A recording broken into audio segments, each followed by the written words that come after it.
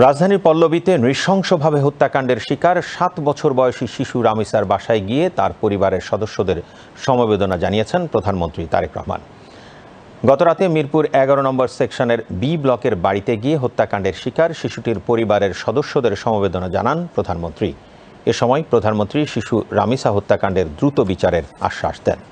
শিশুটির বড় বোন রাইসা আক্তারের পড়ালেখা সহ ভবিষ্যতের দায়িত্ব নেন প্রধানমন্ত্রী তারেক রহমান।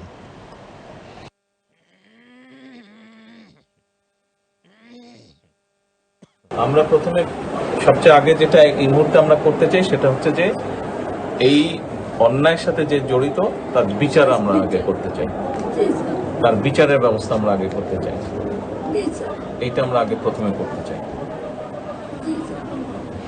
আপনাদেরকে শক্ত থাকতে হবে, ধৈর্য ধরতে হবে। এ সময় স্বরাষ্ট্রমন্ত্রী সালাউদ্দিন আহমেদ, আইনমন্ত্রী মোহাম্মদ আসাদুজ্জামান এবং যুব ও ক্রীড়া প্রতিমন্ত্রী মোহাম্মদ আমিনুল হক উপস্থিত ছিলেন। উল্লেখ্য, এ ঘটনায় প্রধান সন্দেহভাজন সোহেল রানা এবং তার স্ত্রী স্বপ্না আক্তারকে গ্রেপ্তার করেছে পুলিশ।